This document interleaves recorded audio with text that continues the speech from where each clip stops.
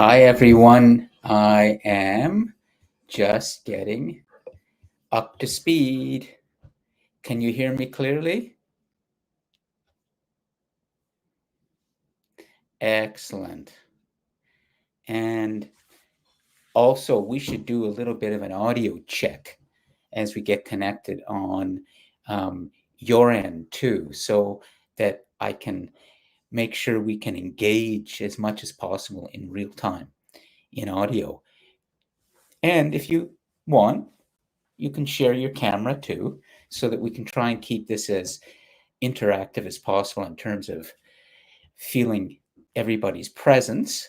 But I know you're all used to this from the Zoom days in during the pandemic. But let's just try something, okay? So, Shona, can you just do a little audio check for me and say hello on your microphone? Hope you're doing well. Hi. Hi, great. Okay. So Shona is good. So let's just go through this, okay, and see who's um, present for the moment. We'll do it on board as well. But I'll just go through what I see here. Hi, Matthew. How are you this morning?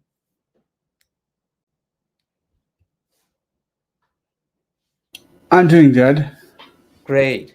Okay. Hi, Drew. How are you?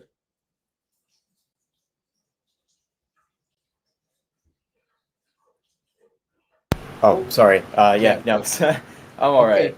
Good. Okay. So everyone's, yeah, I don't have to go through everybody, but I'll just, Emmanuel, is it Emmanuel? Hi, Emmanuel. Hello, sir. How are you? Hi.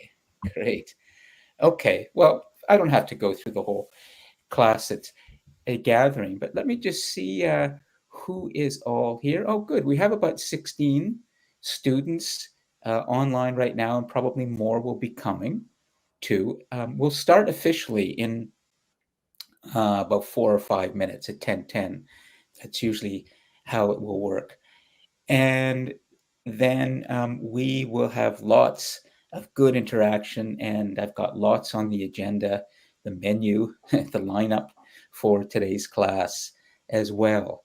But let's just make sure that all the tech is working. I always like to do this, as you know, whether I'm at home here in the sunroom or I'm back in the global classroom. The tech has to work properly before we start.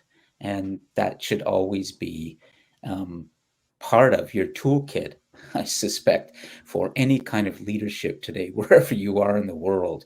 There's always going to be tech involved. So, my golden rule about this is make sure that you have enough time in advance of whatever you're doing. If it involves quite a bit of tech, make sure the tech is working and give it time, okay? And then things will go well. There's always troubleshooting to do too. So, okay. So far, so good. I think that I can say clearly that the tech is working in terms of connections, audio connections um, with everybody. I'm also going to be sharing windows of the notes from last week, from the discussion posts, and from the live chat as well from last week as we finish what we started last week with Bob Marley and global leaders that we have to select. So there's a lot we have to still do and a lot of voting that we have to do as well. So the windows are working, the audio is working, and let's see what else. Is there anything I'm missing in terms of tech and connection? Please jump into the live chat and tell me, or even better, to keep it in real time, jump on your microphone if there's anything that we need to know. The live stream is going on YouTube. That's good. And let me just check that. Yep, I've refreshed that. How are we doing at the back end of YouTube? We're good. We're in high def. The recording is coming. The icons are looking good there. So let me just see. Great. And in terms of my voice and my microphone, nice and clear. It's good. I want it to be nice and clear. Yeah? Good. Okay. Thank you. Thanks, Emmanuel. Okay, good. I'm really, let's see. Okay, I'll come to part of why I'm so focused on the tech working. It's not just because of my production experience, long time production experience before I started teaching in television and film and journalism. Um, so there's a degree of professionalism, that I bring to this, but it's just also um, if the tech is not working well for students, whether it's like this, a basic video conference or more, it's a real downer. It's a real drag for everybody. Okay, so um, good. So little things, all the little details around tech have to work, and then we get a great recording for all the asynchronous students. All right. Welcome, everybody, to our third Global Leader class of the fall 2025 semester. And for anyone joining on YouTube or elsewhere, we're at Durham College in Oshawa in Canada. And I'm Professor Lon Appleby at home today, not in the classroom because of something that we're going to definitely explore with leadership today. And that is called a strike or conflict with your management. And this will be certainly, everybody, among the things that we explore today, because we have right now at our college in real time a great case study happening that everybody is experiencing in terms of how to deal with conflict, how to deal with complexity and entanglement and all these issues that global leaders deal with today. And in addition, we have a strike that is connected to what's happening in the rest of the world too. Um, so we're going to get to that. But yes, welcome everybody, and let me just check here. We will come in a moment to any comments in the live chat that have been coming in, but officially we have begun. And before we start with the class, I just want to check to see who's on board right now for the synchronous students. And I see, let's see, actually, we have, and I should be able to, if you could just all do me a favor right now, this will help. This will be our on board for the moment. For all of you, just go ahead and write into the live chat your full name, okay?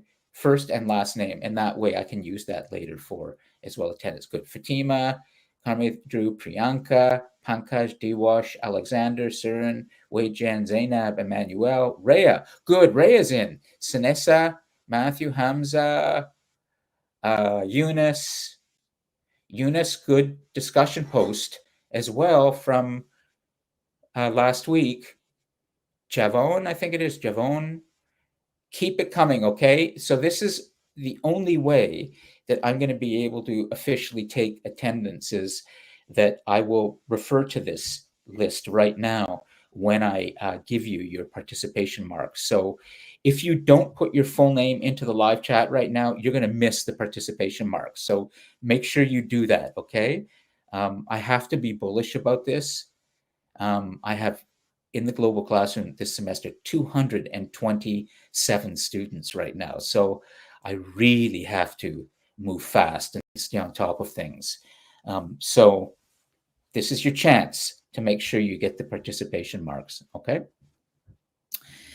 Great. So I see everybody on board, and let me just check if anybody as we begin, has anything they want to say at this point before I tell you what we're going to do in the class today, and we pick our note taker as well.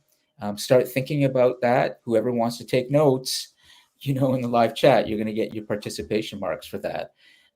So think about that. We'll get to that momentarily. But first,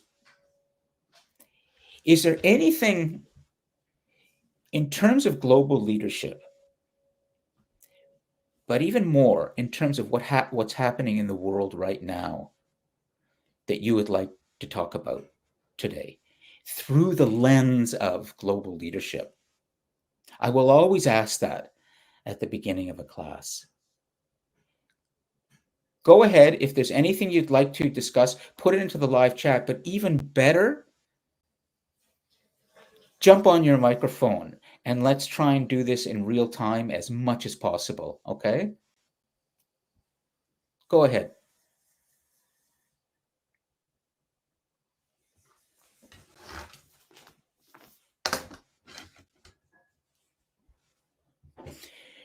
Nepal. Right. Very, very good, Hamza. Tell us, Hamza, are you able to do this on your microphone?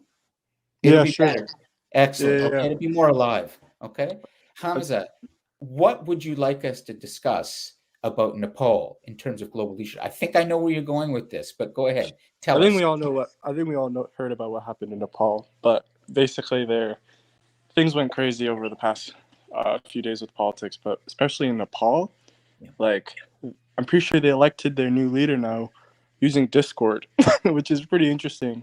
Mostly because Gen Z seemed to like take over. I Yes. think because there was a lot of like government issues and like even the prime minister had to flee as well, Yeah. and the protests were like really intense.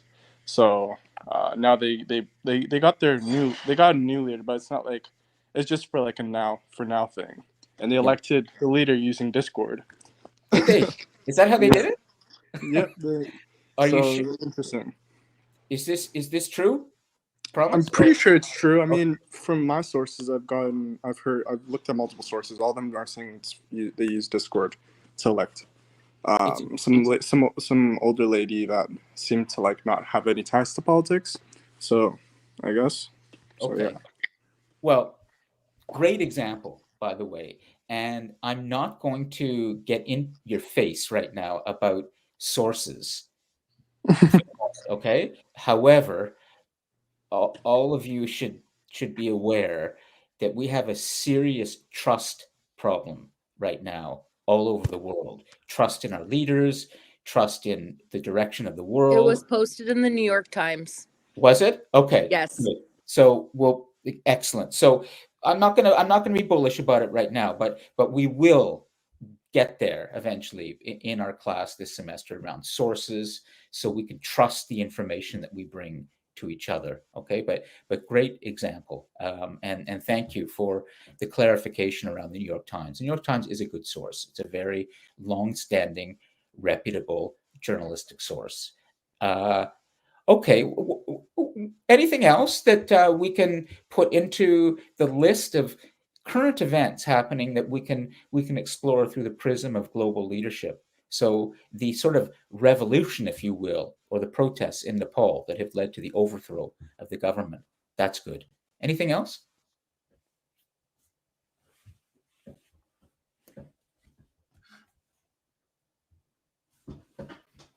Give it some thought. Something happening in the world. I know you're going to mention one thing that I really don't want to talk about that much today because it's just not as important as bigger things. However, somebody's going to mention this. And if you don't, then I would be surprised. Of course, it involves somebody's been killed. So who is it? Exactly. Certain. You got it. I actually thought you were talking about Trump. Well, Trump, there's been 2 attempts on his life already, but the killing of Charlie Kirk in Utah, the young conservative activist. I'm referring to him visiting UTA, actually. That's right. So yes, Karmjeet, did you know that there's been 2 assassination attempts on Trump? One in which he was nicked on the neck by a bullet, and the other one where the attempted killer at Trump's golf course in Florida was caught near the golf course with a gun before he was ever able to shoot. Okay, so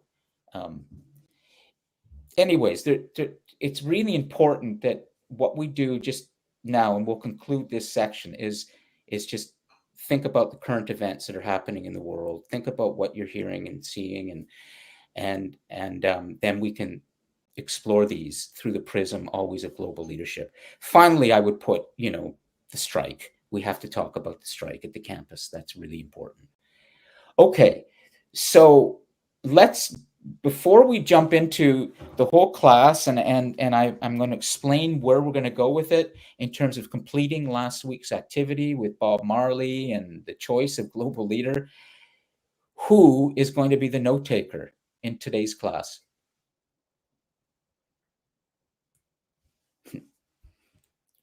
That's in the live chat, keeping notes in the live chat. And remember, if you volunteer for this, you get full participation marks. 5 out of 5, 2.5% writing on this. Of 26, there we go. I think you're all just being kind, right?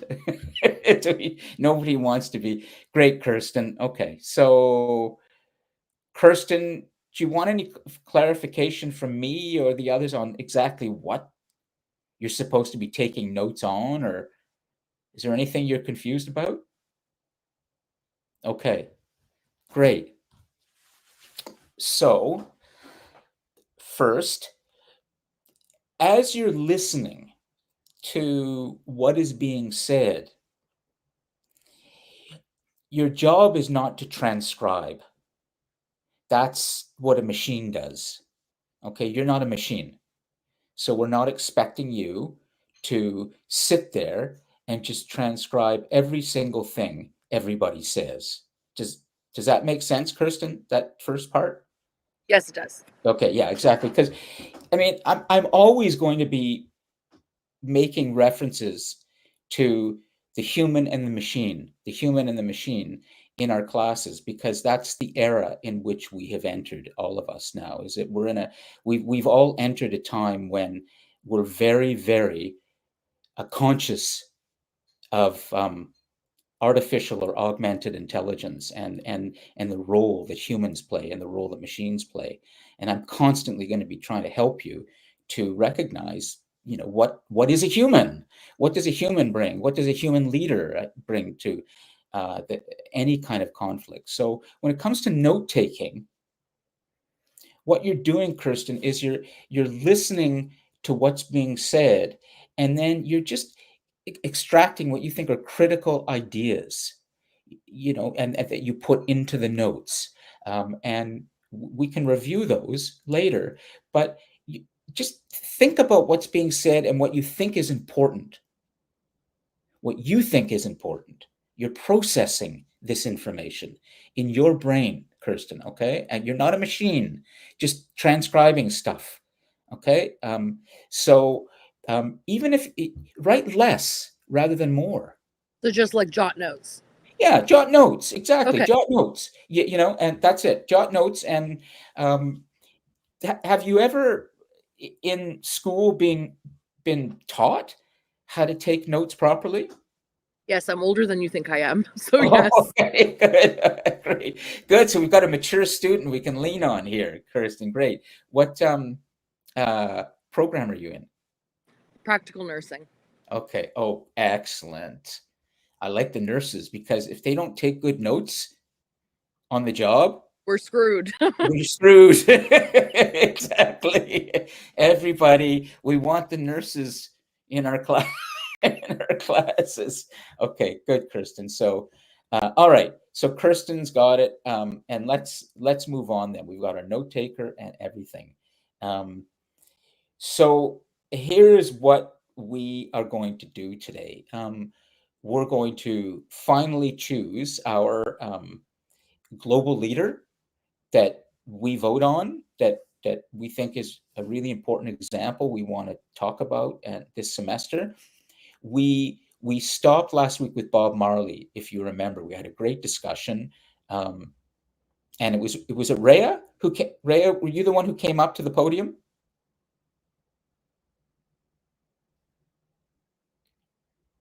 Ooh, let's see who's out there and who isn't. Hello, Rhea. Are you there? Okay. Well, I'm going to assume, just for everybody's sake, that you're all in the mental space right now of this class with us. And if I call on you and you're not there, I'm not going to wait very long. We're just going to keep moving. I'm just assuming that you're engaged, but some of you may be semi-engaged. And so you may be running after the train in this class because the train is going to keep leaving the station. Okay, so Rhea, you there? No.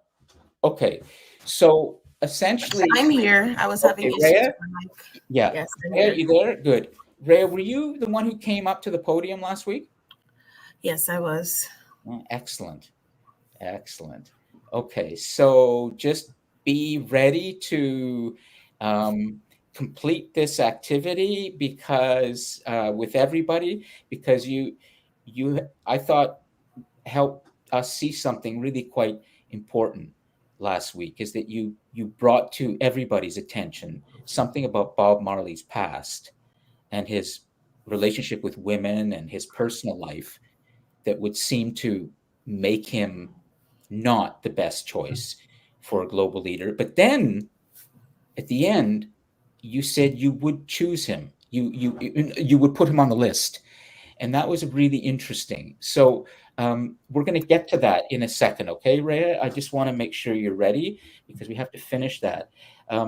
Then what I want to do after we finally decide on does Bob Marley make the list or not, then we have to come back to the other choices that were made. Greta Thunberg, I think, was there in the notes. In the live chat, there were quite a number of examples too. We have to explore those and vote with a clap or digital clap. So, and then after we do that, I'm going to just give a few basic essential skills, essential characteristics of good global leaders. And then we're going to conclude the class. Okay? Well, Hamza, not entirely. I want to come back to that. So let's see. Is there anything I'm missing right now with what you would like to be doing before I move on and keep the class going? Okay, good. Also, what I'm going to do today is have one or two students read out loud their discussion posts from last week. And I've already asked Fatima to read hers. It was a good one, but there were many good discussion posts, questions, as well as full answers that I'd like to address. Okay, so let's jump into this and continue and finish the activity we began. First, we need to now finally vote on Bob Marley being on the list or not. But could you just review for us, Rhea, a little bit of what you said so well and helped us to think about, and then you're at the end when you said basically I would still put him on the list. Can you explain all of that again? Just review for us, please. Go ahead. Okay, sure. All right. So Bob Marley was highlighted as a possible global leader to some. However, since we are from said Jamaica and we have known of his culture because it has been spoken in almost all Jamaican households. It's his personal relationship with his wife and how he came about having so many children. So that was a very controversial aspect of him. However, in regards to him, spreading the message of love and being very courageous in that aspect, someone even brought up the fact that he got shot and he performed the same night, which is very courageous for someone to do. I think in those aspects, he would be deemed as a global leader. However, to some people, he wouldn't be, Yeah, but yeah. yeah. So that's it. Yeah, but in the end, you felt that he should be among the ones we vote for, right? He should be on the list. Yeah. Yeah, because even someone else spoke and said that him spreading the message of love and his courageous acts, it superseded what, I guess his personal beliefs or his personal life. And as I was saying, in Jamaican culture, and maybe even in some African cultures, it's the norm to have a wife and to have multiple partners, multiple children outside said marriage. Whereas maybe in the European culture, it's not something that would be, Yeah. yeah. Sure. Good. It's great. And again, Rhea, thank you for having the courage to come up and you may notice if you've seen the recording that you're featured in the thumbnail. I saw that. Right under Global Leader. So that's what I like to do each week is feature someone else. Okay, Sasha, go ahead, please.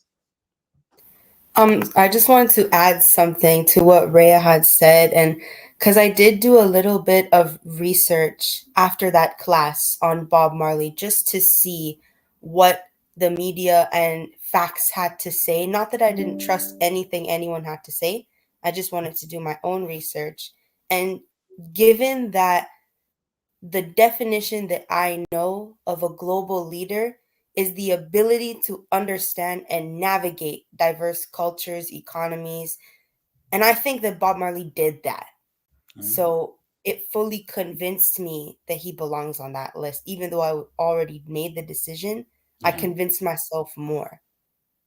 Excellent example. And I want to make sure that Kirsten, as you're taking the notes, we'll make sure certain things get in there. Okay, so you can take them, in the live chat. You can take them on your own, but at some point we're going to need to see the notes. Okay, so are you good with that? Yeah, I'm using my note app and then I'm just going to copy and paste it over. Perfect. Yeah. So what I'm going to try to Just do so I can is still be a part of the discussion. Yeah, excellent. And it's great that you've put your question there.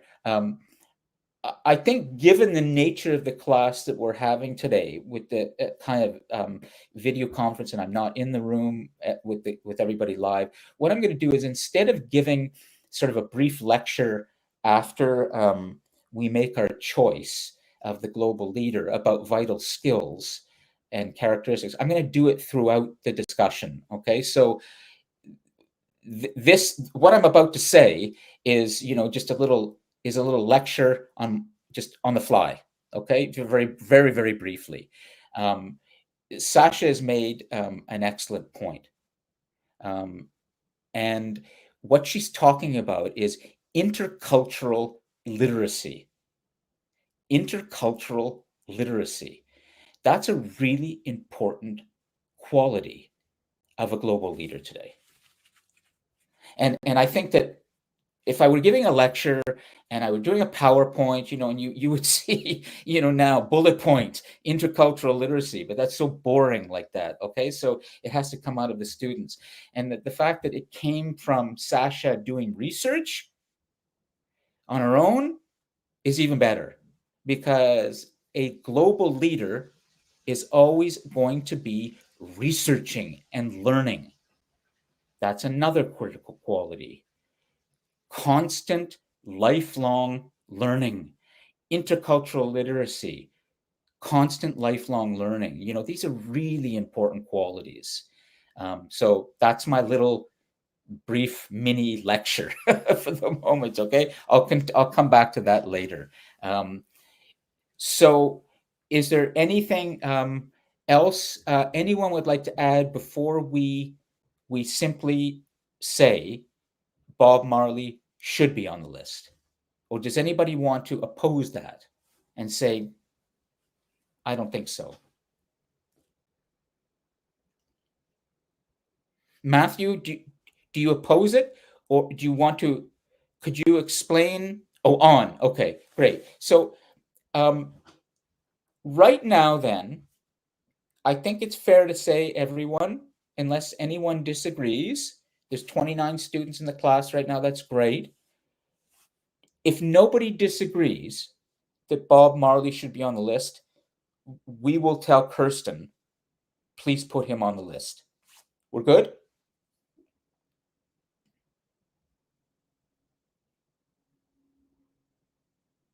Great.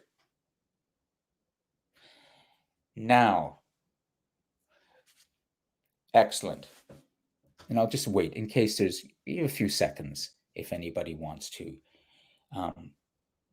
disagree. Bob all the way. Absolutely. But what's really good about this, as you're thinking about it, is that Sasha, when she went and did the research, she didn't just come back and say sort of the nice thing, which everyone will say, which is Bob Marley's heart, his compassion, his love, his, one world, one global citizen. Like, that's what most people will say about him, but she actually went deeper with that, and she looked at this idea of navigating diversity, intercultural literacy. Really important. All right, then we now have to come back to the big part of that activity, which is we need to get our list, a complete list of choices, and then we need to do the vote, or the digital vote. So I'm going to make some people a little bit uncomfortable right now, but I have to keep you mentally focused on this class. So here we go. Okay. DWASH, or is it DWASH? I'm going to go through everybody, the 29, quickly. Is it DWASH or DWASH? Please come on your microphone. Yes, sir. DWASH? Okay. Next did I pronounce it correctly? DWASH or DWASH? It's Divas. DWASH. Okay. DWASH. If you don't want to jump on your microphone for whatever reason, no problem. Just go to the live chat. I get it. But now here's what I'm asking you to do, whether it's in the live chat or on your microphone. Do you have an example of somebody DWASH that you would consider a global leader that you want to put on the list that we would vote on? Anybody?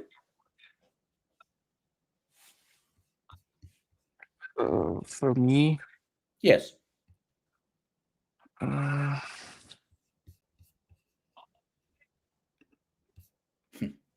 would say like Nelson Mandela. Nelson Mandela. Fair enough. Yep. Put him on the list, Kirsten. Okay. This is going to be our global master list, and then we're all going to have a chance to vote on this. And then we're going to, at the end, when we have our one person that we've decided on, we're going to explore what is it that makes that person such a global leader. And that's the critical part of today's class. Okay. So thank you for that, DWASH. Let's keep going. And I'm just going to go through all of who's here. So Drew, who's your choice? The first person that comes to mind, I think it's very American centric, but Bernie Sanders, I guess. Bernie Sanders. Okay. Good.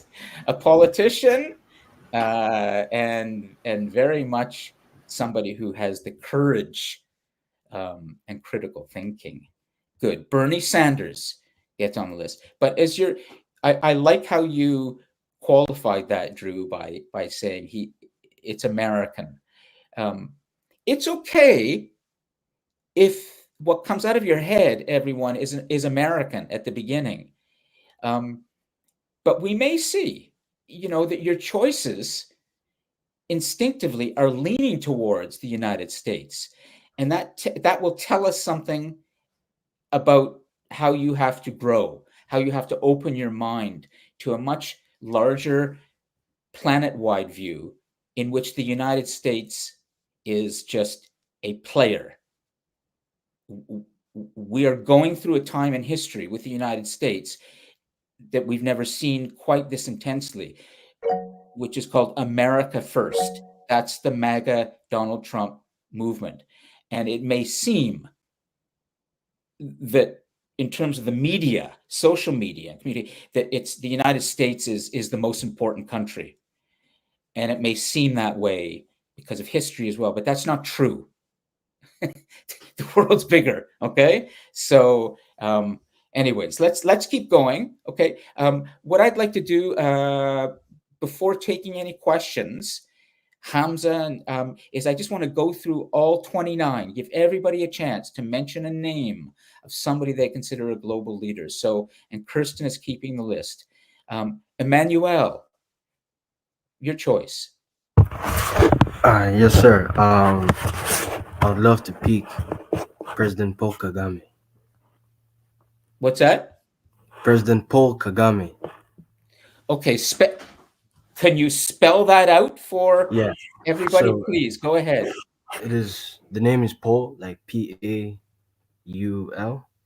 and then Kagame is Kagame.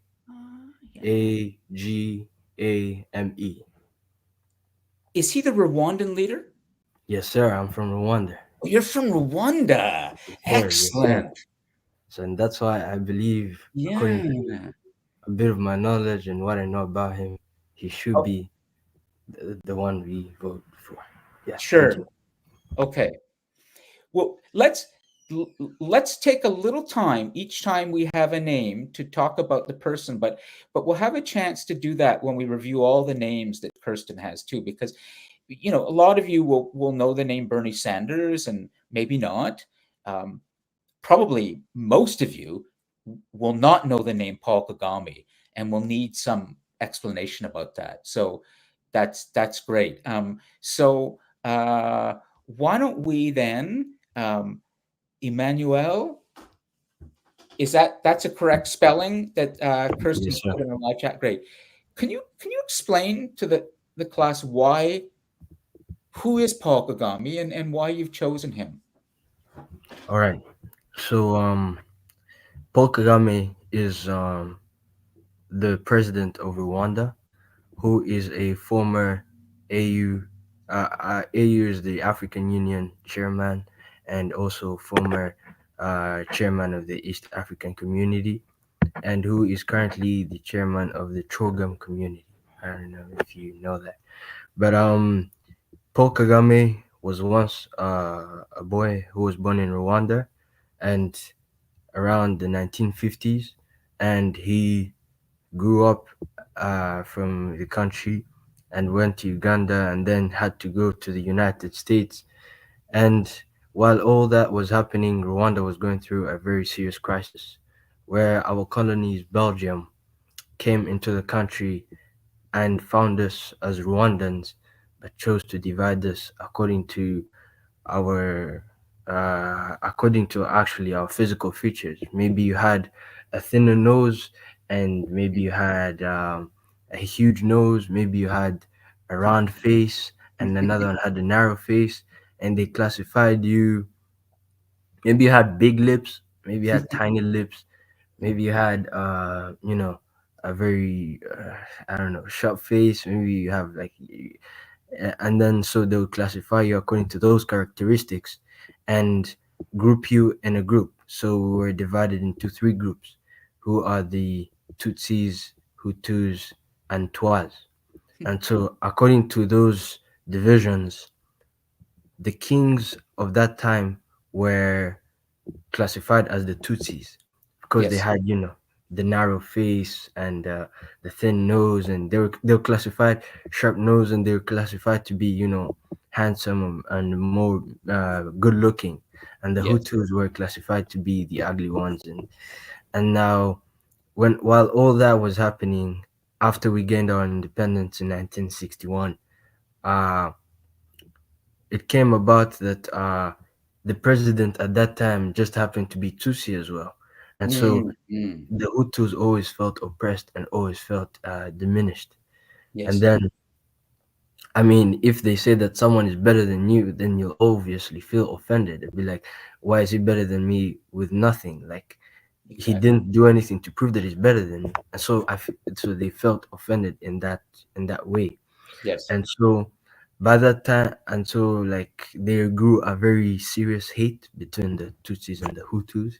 Yeah. And then in the times of 1994 is where we had a genocide where Paul Kagame and his friend Gisar Gujema, they were students in the United States actually. But then there were also other Rwandans everywhere, from Spain, from Belgium, from all these parts of the world, and they came together to liberate the country. Now, what had happened was that uh, our president, who was flying back to the country, his plane was shot down, and that was the plan for the Hutus to start attacking the Tutsis, which grew into mass killing, which killed over 1 million people in 3 months. But Yes. then, due to the courage of our leader Paul Kagame and Gisa Guijema, who came together and brought all the Rwandan men and women all over the world and brought them together on the border of Uganda, and they started liberating the country north to south. And they came in and fought for this country, and this country was put to ashes. And this Mm. country, and the good thing is that they liberated the country so well that they had to work nights and days with hunger. They didn't eat anything because they didn't have time to eat. They had Yeah. to reach the capital, they had to reach everywhere and destroy the enemy, which in this sense was classified as the Hutus who were killing the Tutsis of that time. And Yes. now, after all that happened, and the country was left in ashes, and there needed to be a leader who can stand and lead us into the right journey. And then there is where Paul Kagame came in. That unfortunately, Gisagwijama was among the founders of the people who, with Paul Kagame, who would wanted to come and liberate the country, but unfortunately, he was shot on the border and died. Wow. But then, I just want to stop you for a sec to let you know I've got a map up of the world right now. Can everybody see that? yeah, I can see it. Yeah, and I'm zooming in to Yeah, yeah, want to that is so Rwanda, everybody knows because a it's very Rwanda is a tiny very country. small country. You Yeah, may yeah, not people may not know. Okay, yeah. I don't want to stop you, but keep as briefly as you can, Oh, and then yes, yes. we'll come back to this. But it's a great choice. Okay, keep going and finish up. Okay. Yeah, let me conclude. So, Yeah. yeah, he came in, liberated the country. The country was down to ashes. There was no infrastructure. Everything was shut down. But then, right now, Rwanda is the cleanest country in Africa. Rwanda is the Rwanda is the safest country in Africa. Rwanda is the third country with the least corruption in the world, and Rwanda is the highest growing economy in Africa, competing with Ethiopia right now. And Yes. Rwanda has grown to be one of the best tourist places in Africa, where you find European teams here and there wearing Visit Rwanda. Like if you've seen European teams like Arsenal, Yes. like PSG, and all these things. So our development has skyrocketed, and our president has done things that no one has ever done. So there is no more killing in Rwanda. There's No more just killing. there's just Yeah. peace and harmony, and the infrastructures there are nowhere else in Africa. So yeah, Yes. Rwanda is now. If you can search it up and Google yourself, just type in Rwanda, Yeah. you see it's the most beautiful place in Africa. Thank you. Terrific. There's so much here, Emmanuel, that I can speak to.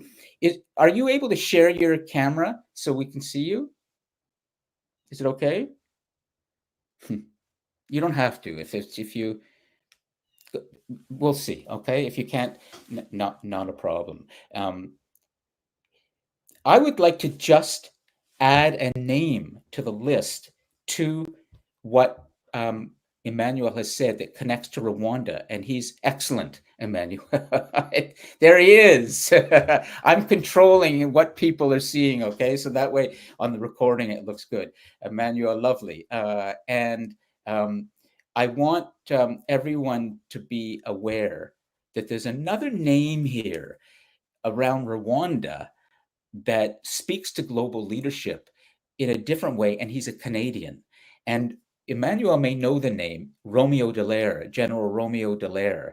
Yeah, he's nodding. And do you want?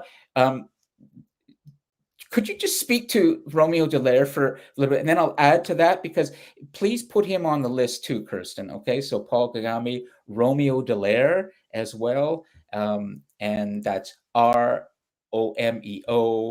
General Romeo Dallaire, and then DALLAIRE, General Romeo Dallaire. And Emmanuel, who is Romeo Dallaire? Go ahead, speak to it. Sorry, before he starts, Yes. are you wanting me to jot like what these people are doing, or just put them on the list? Just put the list together. Okay, perfect. Yeah, a separate, and then so you can have a separate list of the leaders, and as well any other notes you can keep separately that you're jotting yourself. Okay. Okay. The critical thing are the names of these individuals. Okay. Really important. Yeah.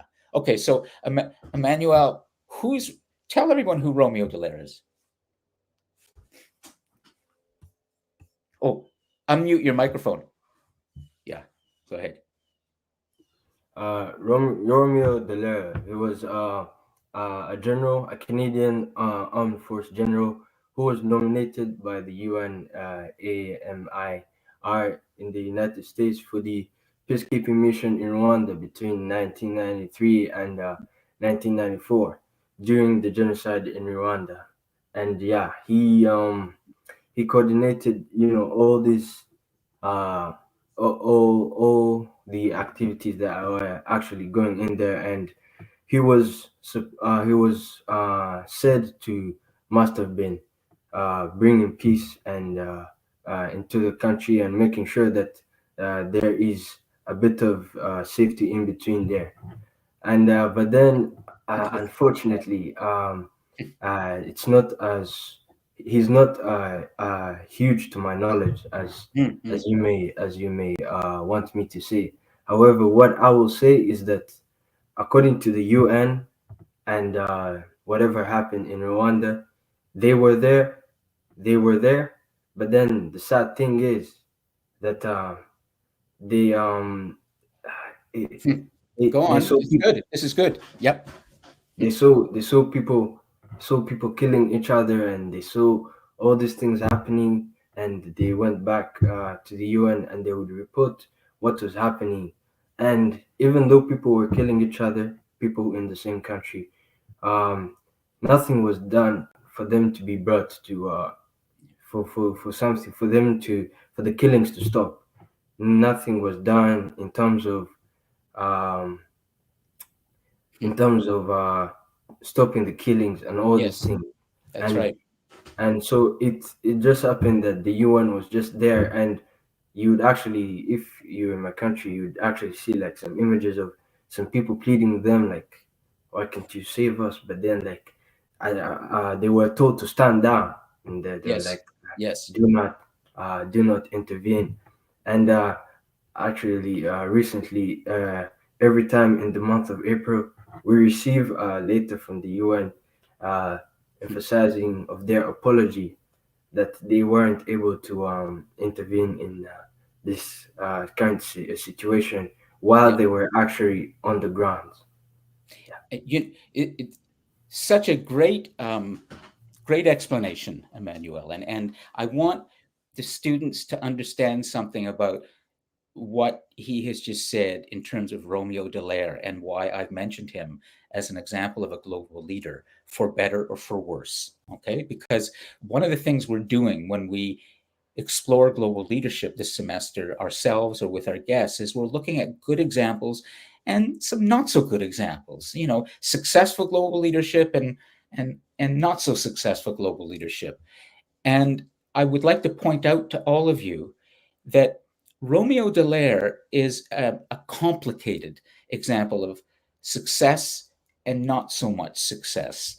And it's very important for everyone to understand that in the world today, if you look at the whole world, okay, and let's come back to the map of the world, all right? And I'll just get this back so that I can do just a little lecture here for the moment on what this all means, but I have to just share this. So hold on.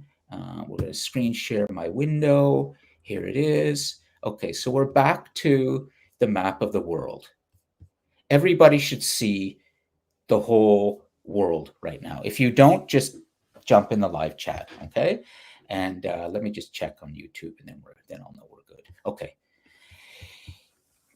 If you look at this thing called human civilization on planet Earth, you will see this, okay? Where I always like to come back to the planet-wide view for all of you, the global part of global leadership. That's something you're really learning more of this semester. It's really important that you always are able to stand back and think of the big picture. So here it is, okay? The world. Now, when we talk about all of these countries that you see on the map, there are just about 200 of them, 196, 197 independent countries. There is an international body that is supposed to help maintain the peace in all of this. It's called the United Nations. And Emmanuel mentioned that.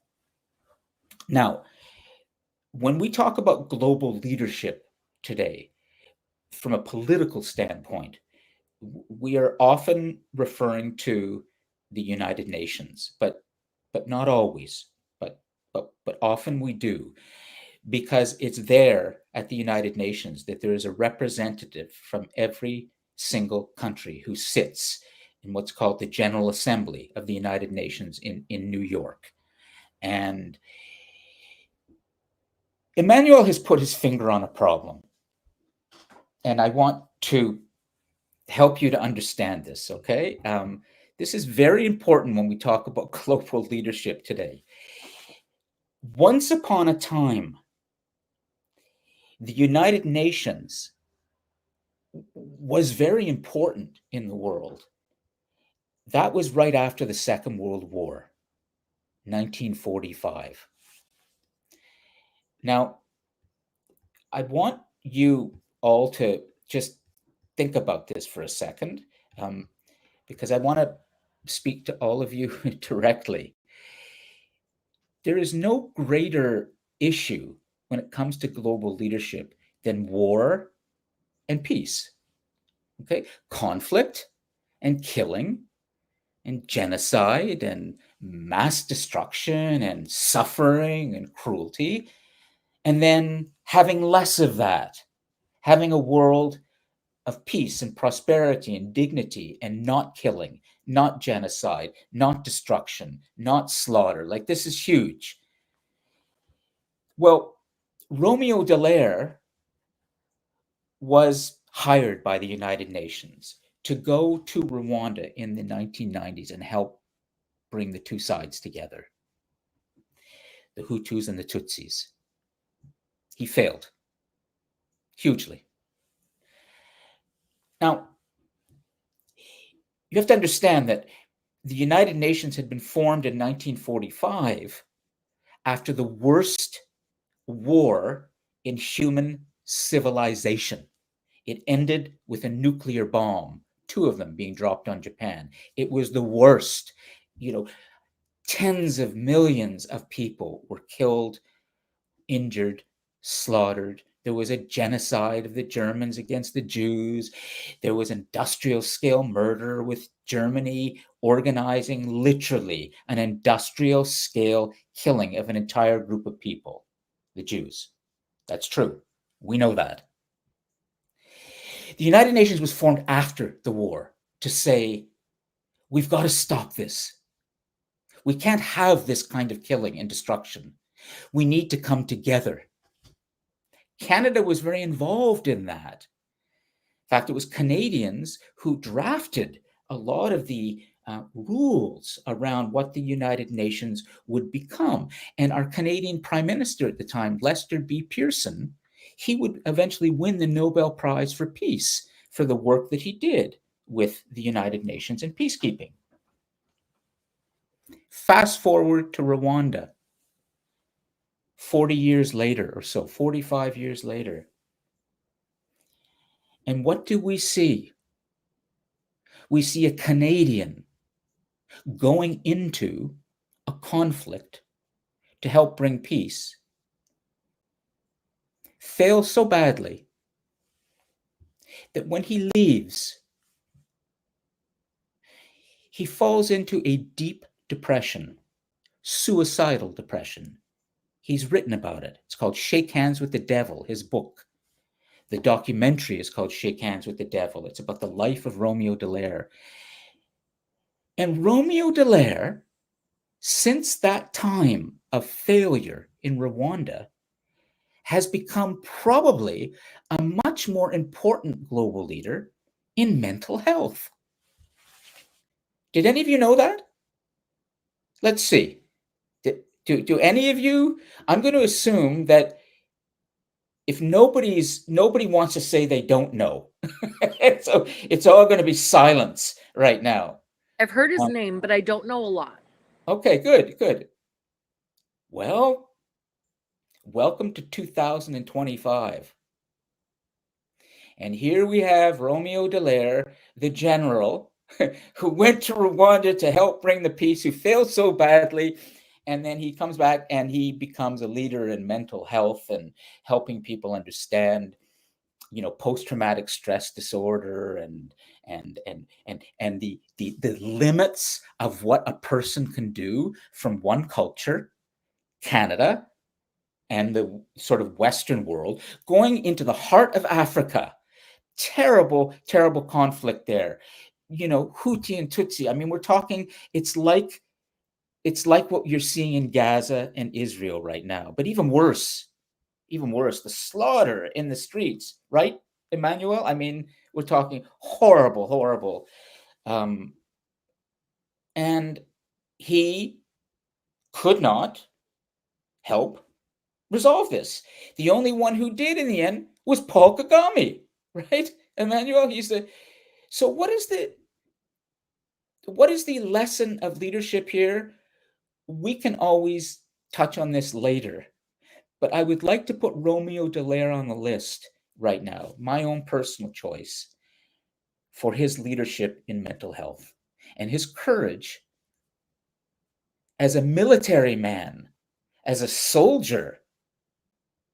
Soldiers don't talk about post-traumatic stress very much. They don't want to talk about depression and suicide and all of these things. They don't want to talk about failure and how they failed. They're too masculine for that. But Romeo Dallaire, the courage to say, I failed. I'm human. I'm dealing with mental health disorder now that's even worse than anything. And I can speak to that and help the rest of the world. That's a great story. So I'm going to just put him on the list. But you don't have to vote for him. Nobody has to vote for him.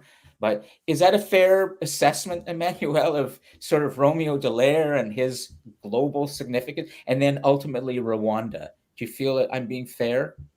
Oh yes, sir. I mean, a leader is one who acknowledges his situation and finds a way to resolve around it.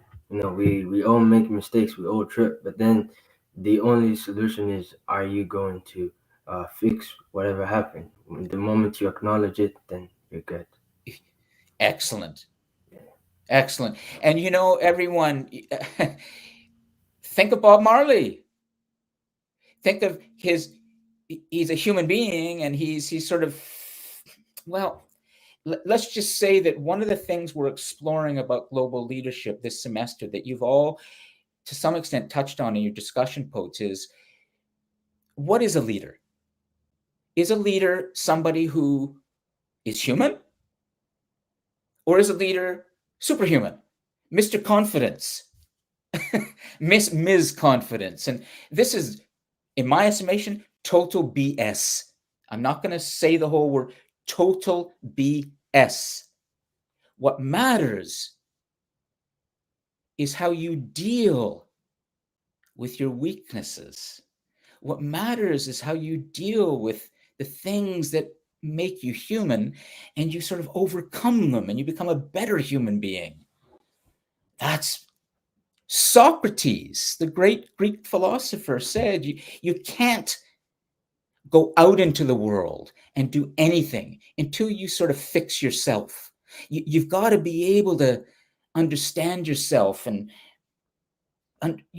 before you can really make a difference in the world. Very important.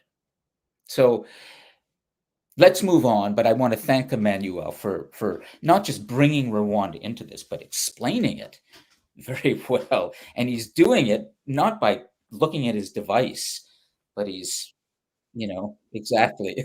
Thanks, guys. Okay, so let's keep going and get some more names on the list. All right, and I'm going to come back to. Okay, so we've had Dewash, we've had Drew, we've had Emmanuel. We'll speed this up a little bit, but we'll see what comes up. Hamza, your choice. Give a name to Kirsten. Can I pass real quick? Because I wasn't really thinking. I didn't know it was my turn yet. It's okay. No problem. Fair enough. Kirsten, do you want to put a name on the list, or did you already? I can't remember from the past. I haven't put a name on the list yet, but okay. My choice would be John Chrétien. Interesting. Could you just give a brief explanation for everybody of who John Chrétien, and he's still remarkably alive, right? Yes, he is. He's the oldest living Canadian prime minister. Right. So he was prime minister he's been in Liberal office since 1965. He was our prime minister from 1993 or 1994 to, I believe, 2003. I was very young. I do remember him being in office. He did a lot with, we were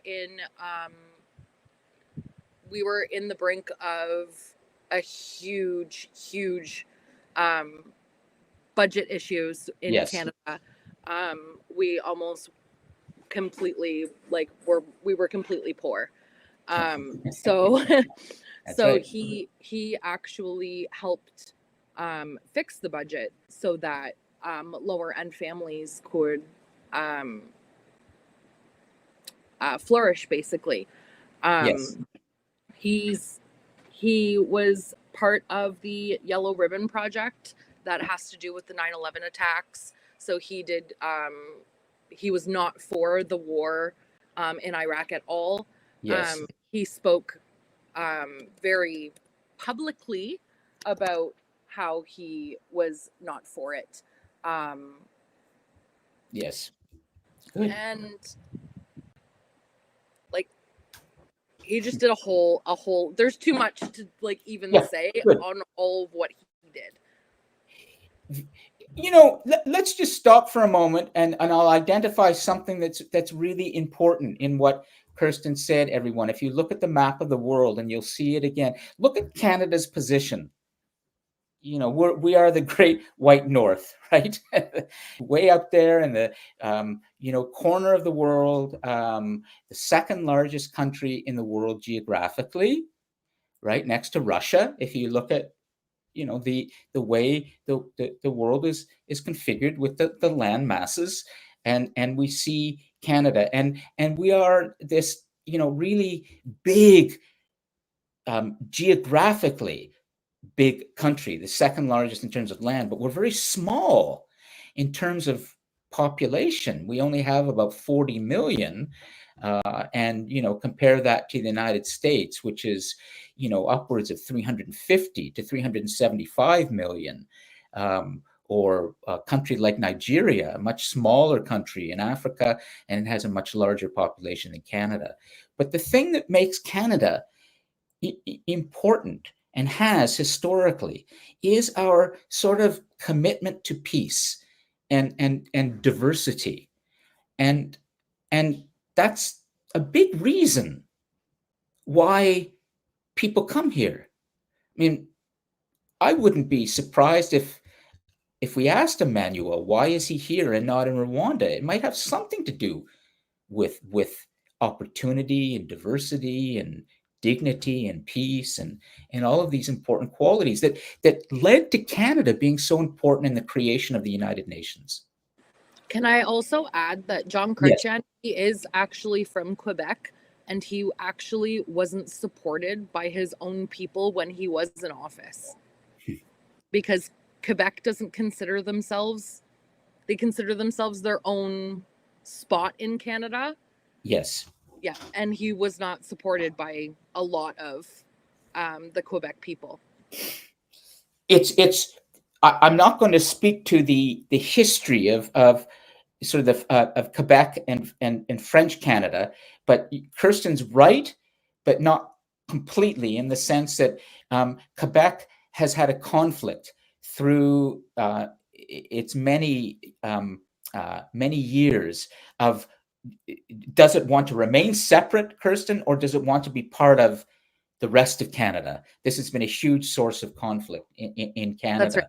Yeah, and so it's there's and actually our previous Prime Minister, Justin Trudeau, who's just been replaced now by Mark Carney, his father, Pierre Trudeau, the Prime Minister I grew up with in the 1970s and 80s, was a very, very important person, like Jean Chrétien, in trying to make Quebec part of Canada and to create this Canada that was completely bilingual, French and English and Indigenous. But meanwhile, there's always been this great, tension of making Quebec separate. And Should we add Pierre to the list, Lon? Yes, go ahead. Who do you want to add him? Yeah, add Jean Chrétien for sure. But do you want to? We should add Pierre Trudeau. Should we add Pierre Trudeau as well? We should, yeah. But I think Pierre Trudeau actually hired Chrétien, I believe, to become one of his early ministers. So Chrétien and Trudeau were very much joined at the hip. Just leave Jean Chrétien on there for now, okay, Kirsten? That's good enough, I think. No problem. Yeah. Plus, I like the fact you've chosen him because he's still going, and I think he's 90 now or somewhere close to that, and great example of longevity. Okay, so good choice. Let's keep going and get as many choices, and then we'll see where we are in about 10 minutes, okay? Because we're putting together a good list, and I'm just going to come back to, let me just see, Hamza, Kirsten, Alex. He's 91. He's 91? Yes. Yeah, great. One of the things about global leaders that's kind of important, but not essential, is, are they physically healthy? But it's what global leaders do for all of us. So to be physically healthy is a small part of it, very small. Nonetheless, it's still an example of great resilience. Alex, do you have a choice of a global leader we can put on our list? Hello. Hi. Yeah. I picked this person named Sam Altman. He was one of the co-founders of OpenAI and ChatGPT. Yeah, great. I think he's definitely become or at least has opened the gateway to being one of the most impactful people of this decade. Oh, maybe this century, Alex, as we look at where we're going with artificial or augmented intelligence. You can choose how people call artificial intelligence, it sounds so awful, like it's not real. You talk about augmented intelligence, then you're talking about, well, maybe this tool is going to help humans become better. It's going to augment them. So I tend to like to use the term augmented intelligence, but that's my choice. Nonetheless, Alex, if you can just explain, when you talk about most important person of the decade or maybe more, can you just explain a little bit more about what Sam Altman has achieved that has this kind of global significance? So he has helped in multiple ways for kind of just any type of industry you can think of. Most industries you can think of. His what he created has some influence in it. For example, I'm in the finance program, and Yes.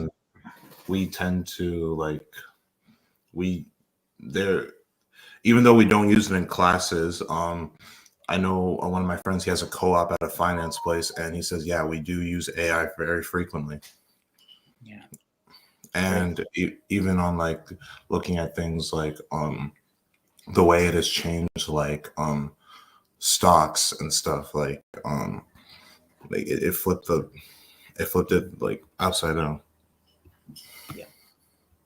Absolutely. So we're talking, everyone, about the entrepreneur who has created the most successful or used platform of artificial intelligence, and the creator of Chat GPT, and is leading the development of more sophisticated AI tools for all of us all over the world. Very, very important person. How old is he, Alex? Do you know? I can find that out right now. So go ahead. I think we're going to learn something about this that's important. He's not old. Yeah, I think I'm not sure, but Kirsten's putting 40. Yeah, 40. He's 1985. Yeah. Great. So we're getting a good range, everybody, of different leaders, from Jean Chrétien, 91, Sam Altman, who's 40, and Paul Kagame. Emmanuel, how old is he? He can't be that old. Oh, he's 60 something. Let me just put it up. His 60s, or so we're getting a good range, everybody. And we also have 67. 67. Okay, so Kagami 67. And then just to make sure that Kirsten has the complete list. Last week, Kirsten, in our notes, we had just 2 leaders that we put on the board: Bob Marley, of course, and then Greta Thunberg. So let's put Greta back in your list, okay? Greta Thunberg. And she could only be, I think she's in her 20s right now. And speaking of mental health, I mean, she's been very open about her, I think it's autism, or Asperger's, or anyways. Okay. So let's keep this going and see how many others we can get here. That's right. Thanks, Kristen. So we have Alex, DeWash, we've Drew, we have Emmanuel. Okay, it's Asian? Could you correct the pronunciation? Asein. Asein. Hi. Are you able to jump on your microphone?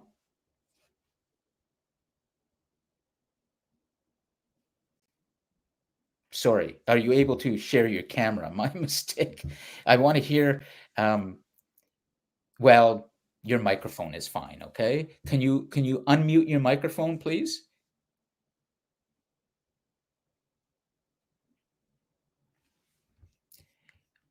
Okay. If you're not comfortable doing that, okay. I just want to make sure I pronounce your name correctly. Is it ASEAN or ASEAN? ASEAN? ASEAN? Which one? Go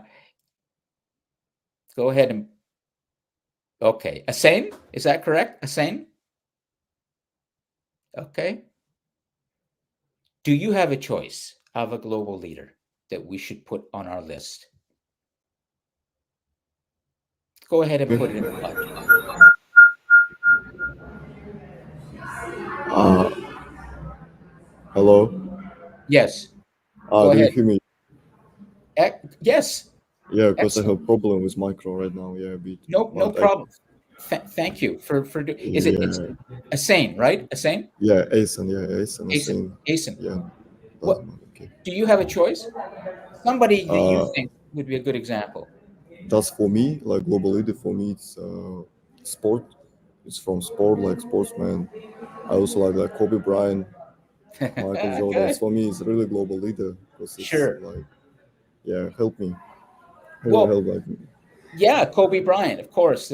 Unfortunately, he is no longer with us. He had a terrible helicopter Yeah, accident, right? And okay, yeah. um, yeah, saying, can you explain to everyone? They may not know who Kobe Bryant is. I probably they do, but can you explain who he was and why you would pick him as a global leader? No. So the reason why I pick him because first of uh, all of us like our members always like speak about like political or other stuff. I don't like political and I Yeah. like sport, and it's the reason because I know much more better about sports than like political. Yeah, it's the reason why I choose Kobe Bryant because for me it's like number one. Yes. He Okay. like has crazy mentality, and also for me, like it's my opinion. Yeah, Okay. That's okay. I think Uh, everybody knows him. Yeah. let's put Kobe Bryant. We'll come to Sasha. Sasha, just in a moment. I just want to speak to a comment Hamza made in the live chat about the map. Hamza, I just wanted to say that yes, the map is not to scale, and there's a you won't have seen this, but in the lower right hand corner of the map, in very small print, it says map is not to scale. Okay, so but good that you saw this. And the only reason I use this map, even though it's not fully to scale, is because it's colorful and it's interesting to look at. But yes, you're right. It's not to scale. Okay. Uh, let's just Sasha, you wanted to speak? Go ahead. So this is going to be similar to the conversation we had about Bob Marley, kind of back and forth about the pros and cons. Back in 2003, Kobe Bryant was accused by a 19-year-old of being assaulted sexually in her or his hotel room, I Yeah, believe in Colorado. that's right. And it did go to court. However, Kobe Bryant initially denied the allegations, but then later admitted to the encounter with the woman, but claiming it was consensual. It gained a lot of attention in the media, Yes, yes, which basically led to the dismissal, and like caused the accuser not to testify. However, the civil lawsuit filed against him later settled out of court for around $2.5 million. So that really doesn't sit right with me, knowing he's married, he has children. yeah, Or it's like, because going back to what Rhea explained, given the culture, right, in Jamaica back in that time and the era and everything, there's some understanding there, right? yeah, yeah, But this is different. There's a significant age gap here, and there was first he lied and denied it, then turned around and admitted to it, but then said it was consensual. Then there was still a lawsuit filed for 2.5 million. I don't know. It's just it's an unsettling feeling with not enough information, but enough information to make you ponder. very well put. And Asain, do you want to speak to this? Because everybody, we're talking about character. Yeah, I can. Okay. It's, So what do you yeah, feel that this is something we I should? said about Kobe because he's leader in terms of the sport for me, not like about like his personal life. I really don't care. It's about like sport, only sport. He's done a lot of for sport, and it's the reason why I pick him. Yeah. It's interesting that what we're doing in both the case of Kobe Bryant, who Sasha is right, is different from Bob Marley in terms of what he faced a criminal trial, Mm-hmm. but in both cases, correct me if I'm wrong, everyone, you are all sort of separating what the person did in his field, whether it was music or whether it was sports, and you're kind of separating out the personal life and saying it doesn't matter that much. What matters is more what the person stood for and did when they were practicing their craft or carrying out their actions as an athlete. That's what matters. Um, and this is tricky, everyone. This is very, very tricky because I just want to say one final thing to this. I could do a whole lecture on this, but I won't.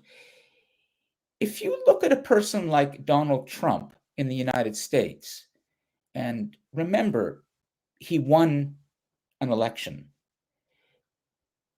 but the American voters who voted for him, they knew that he had been criminally tried in a court. In fact, he went to court and he was convicted for a crime, and he used that as part of his advertising campaign later to make himself out to be a kind of victim of a system. Anyways, there's a lot there we can unpack, but the point is that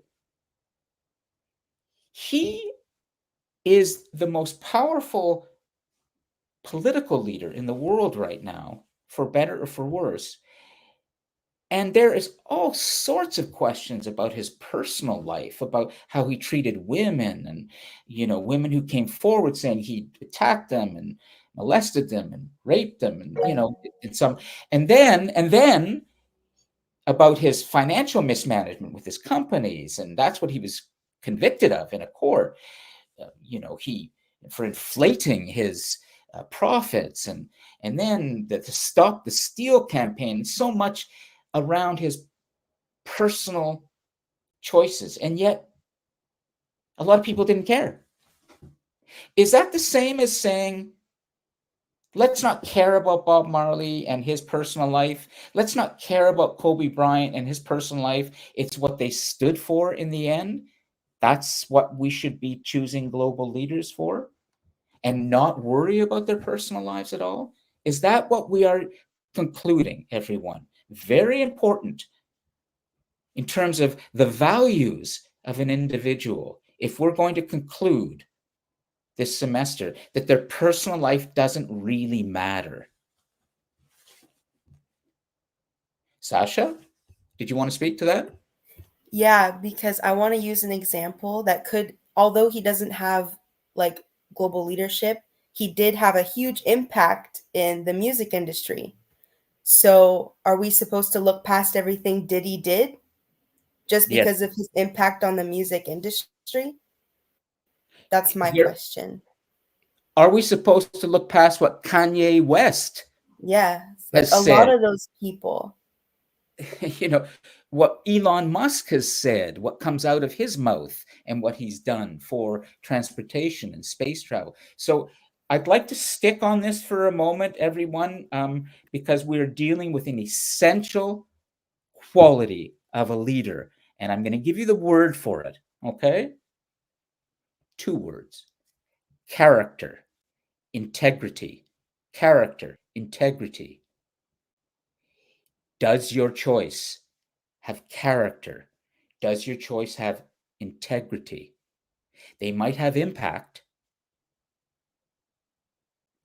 They might have influence. They might have achieved things that are important. But then, what about character? The personal life speaks to character, doesn't it? Paul Kagame, for example, Emmanuel, as a human being, apart from politics,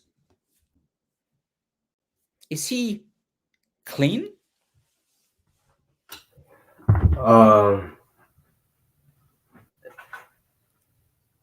We don't hear anything wrong about him. Actually, in Rwanda, he's praised because he has done, so much good for people. As in, he cares for the widows. He builds them homes.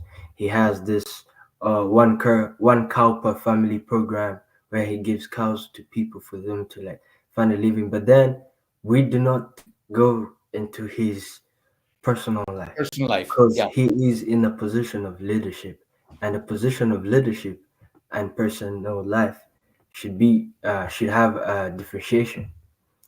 Yeah, to me that is my Okay. understanding. Yeah.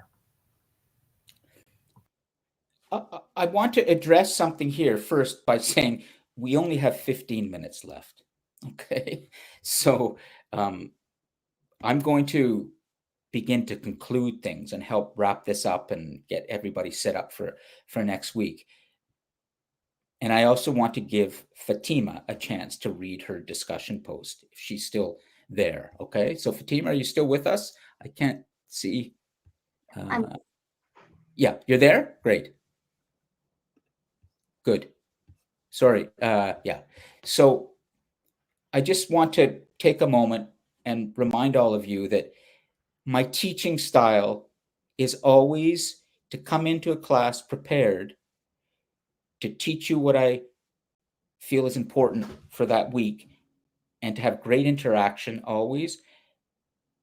But if I can't accomplish everything I wanted to in my lesson plan, I'm not going to try and squeeze it all in to make sure it's covered. What matters is that we have a great conversation, that I get you important content that is part of the course, and we can always continue to follow up the next week. So today we're not going to vote yet. We still don't have our complete list. We will get that next week. But I want to make sure that we have a chance to, at least from the choices that we have on our list right now, extract some critical information that I will help you with. So I'm going to spend the final 15 minutes. First, I'm going to give a chance to, Fatima to read in a moment.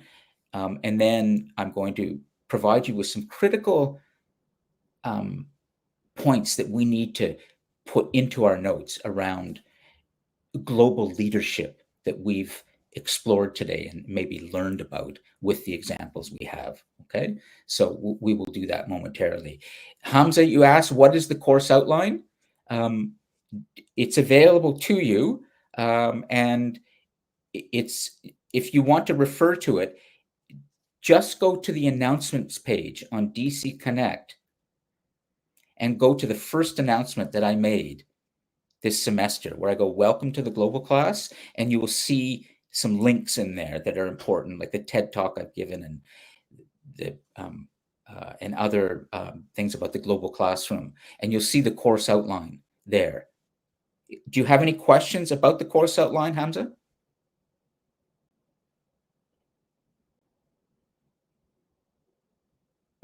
No. Just I was just wondering where it was. I didn't know. I couldn't find Yeah, that. I know it's sometimes. So yeah, if you go to the DC Connect, you'll see on the announcements page. Just scroll down and you'll see. Okay. That line, okay. And yeah, if you have any specific questions, please just jump on your microphone. So, okay, what I'm going to do is I'm going to just spend 2 or 3 minutes speaking to some important points here, and then we're going to conclude with Fatima reading her discussion post, okay? Because it's your discussion posts that are the most important for me in this class, is seeing what you're writing and thinking about. First, I want to ask Kirsten. Kirsten, could you just review and give us the names of all the people on your list that you've written down? Could you please just jump on your microphone and tell us that? So we have Greta Thunberg. Yep. Bob Marley. Yep. Nelson Mandela. Mm-hmm. Bernie Sanders. Mm-hmm. Paul Kagame. Mm-hmm. Romeo Dallaire, Yep. John Chrétien, Yep. Sam Altman, Yep. and Kobe Bryant. Excellent. We're really getting a good list, global, American, across the world, young and old. Exactly. It's only been one day. And we're going to be meeting people in this class. The guests are coming too. I have a meeting after the class today with some people about the guests. So, okay.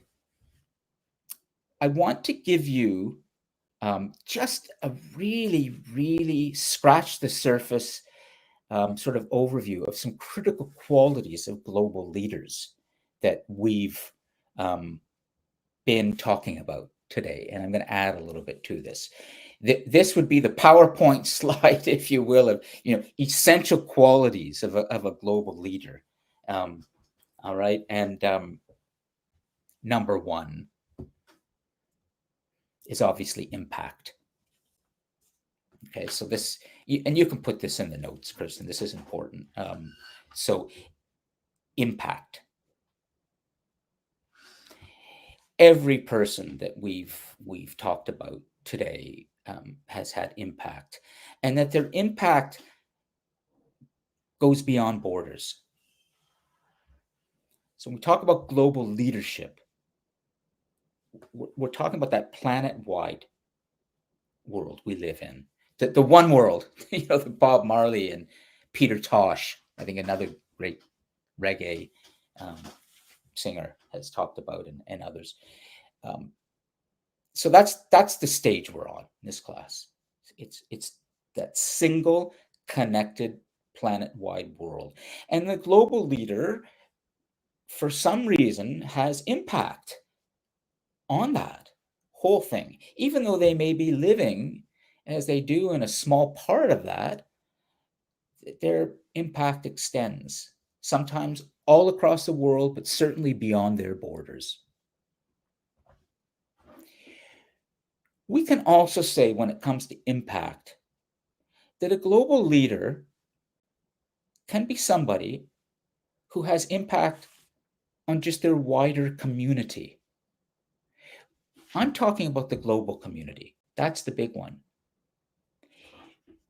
But there are many global leaders, younger ones in Oshawa, Whitby, Pickering, Durham College, who are having an impact on their community, and it's growing. It's a larger and larger thing.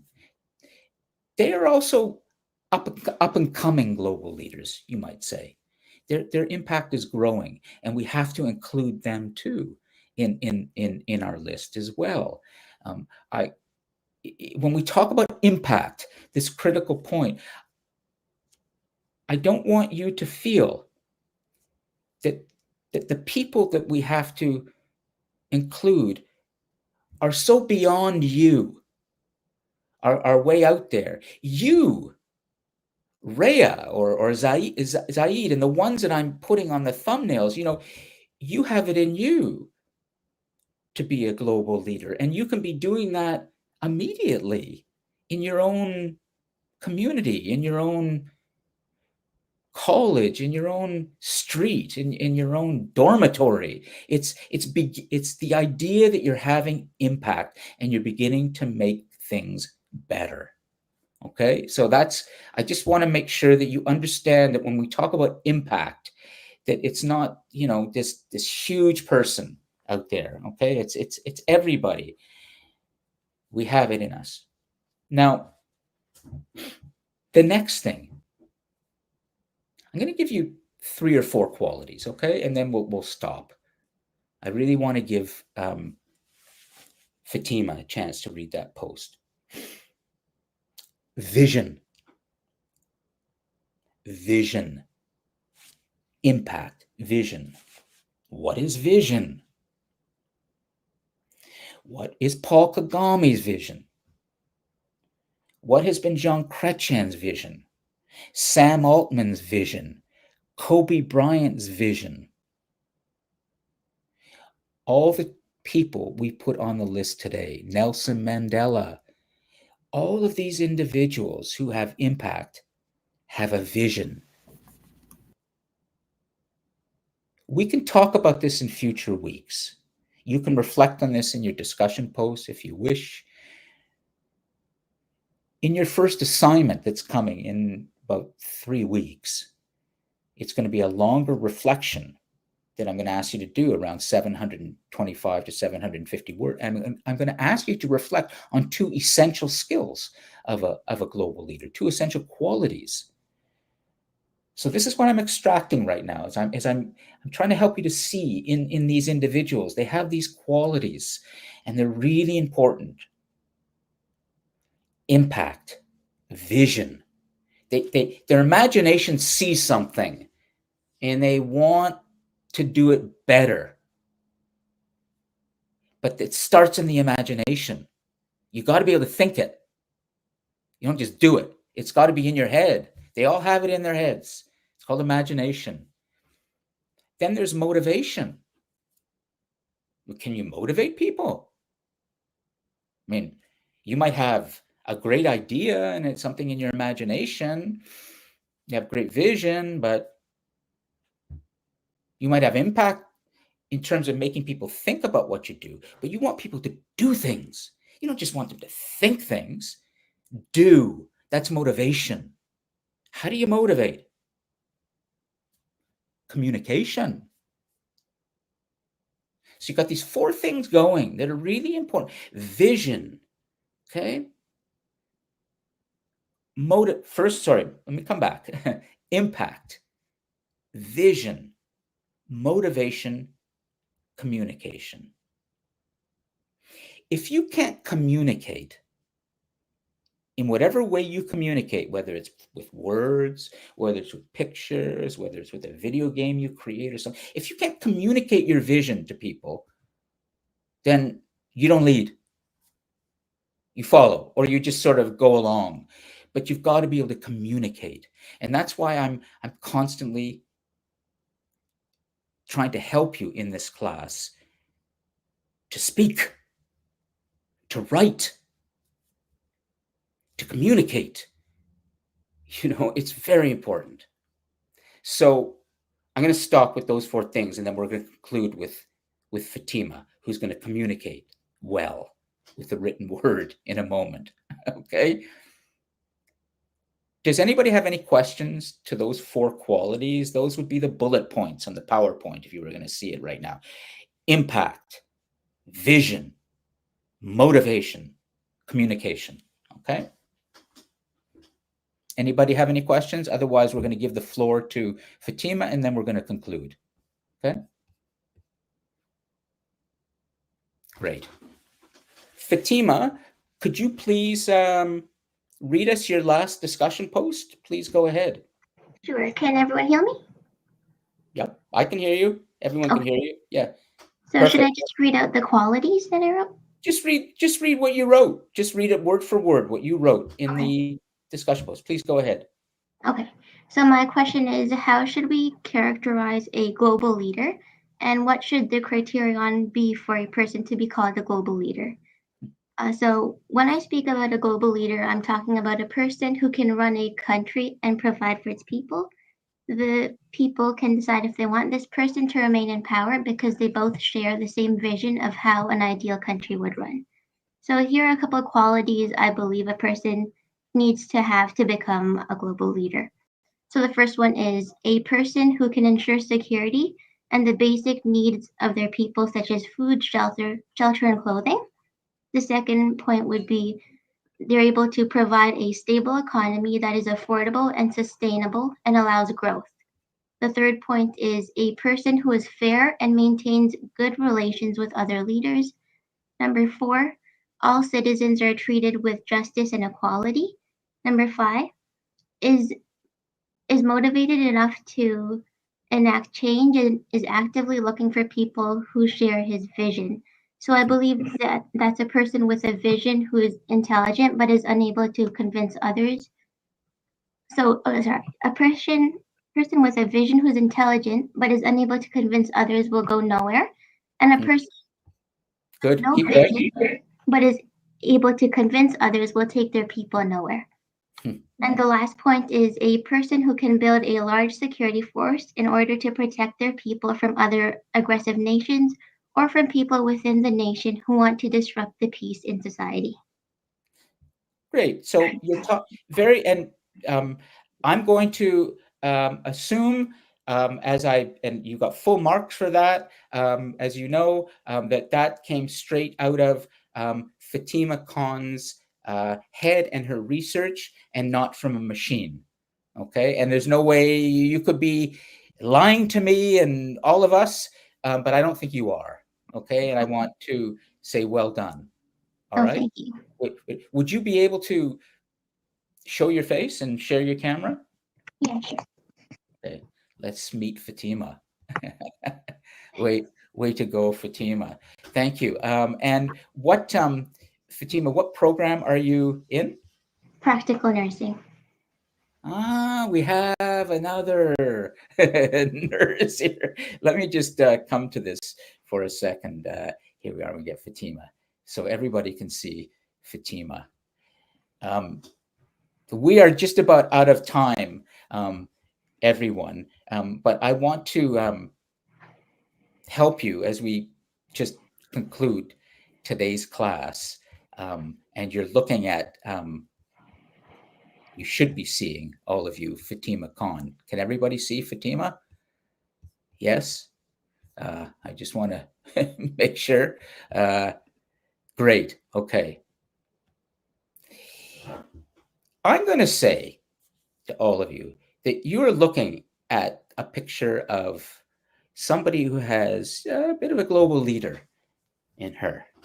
And I'm wondering what you think might be the critical thing that Fatima has just told us about in terms of a quality of a global leader. She's talking about politics. Okay, so I think you're talking about a person who runs a country, Fatima, or somebody who's in a political office in some ways. But what are we?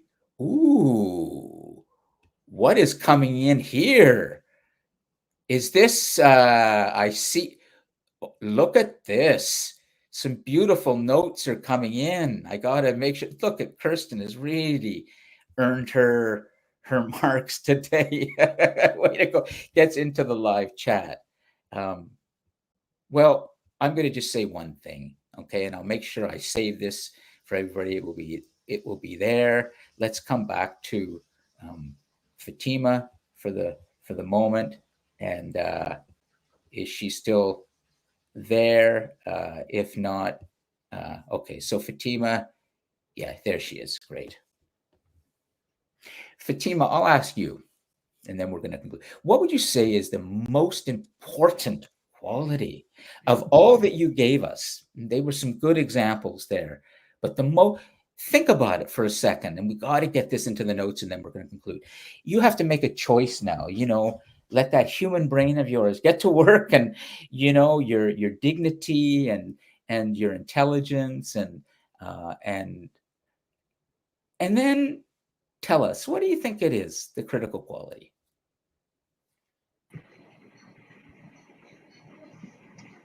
Well, I guess you have to care for your people, because if you don't, then you wouldn't really want you wouldn't want to Yeah. You have to actually care for your people and want to help them become better. Here it is, everybody, and I couldn't have said it better. I'm going to extract what you might sense, but I'm here to teach you, and I'm going to tell you what the critical thing is. She just said in a word, you got to care. That's it. If you care about anything that you do, you really, really care, you watch what you can do. Watch the impact you're going to have. Watch the good that you're going to do.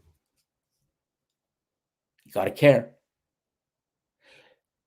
The problem is, the question is, do you care?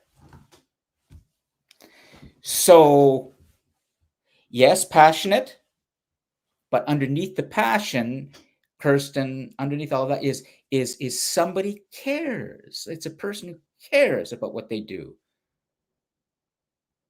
So please think about that. That's right. That's right, Pranav. How do we, well, I got to let you go. Class is over. Okay. I'm going to make sure that the live chat is saved. Those will be our notes, some great notes in there from Kirsten. She's got it. And there may be more she wants to add. Does anybody have any questions before we conclude? Otherwise, I'm going to sign out from my sunroom. Thanks, Jacob. Remember, you have a discussion post to do for today. If you just post a question, you'll get 4 out of 5. If you post the whole reason, you get the 5. Okay? 4 out of 5, question. 5 out of 5, 225 words or 200 to 225, the reason. You've got it until next week, okay, to do it. I look forward to reading your discussion posts, and I'll give another 15 seconds in case anybody has something they want to say. Otherwise, I'm going to disconnect. Okay. Let me save the live chat here.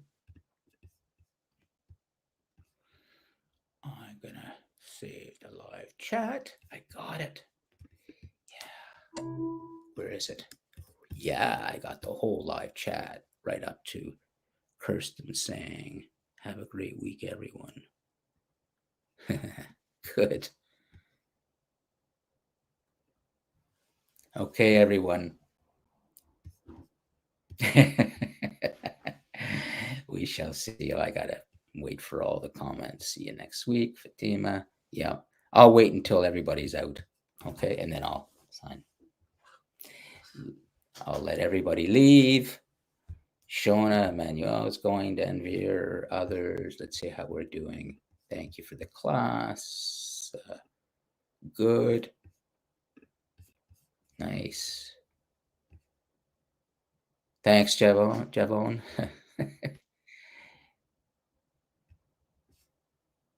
Way to go. Got a few people left. I'll wait till you're all signed out. You're all gone. And then I'm going to save the live chat, post everything for the asynchronous students, and the class is done. See you next week.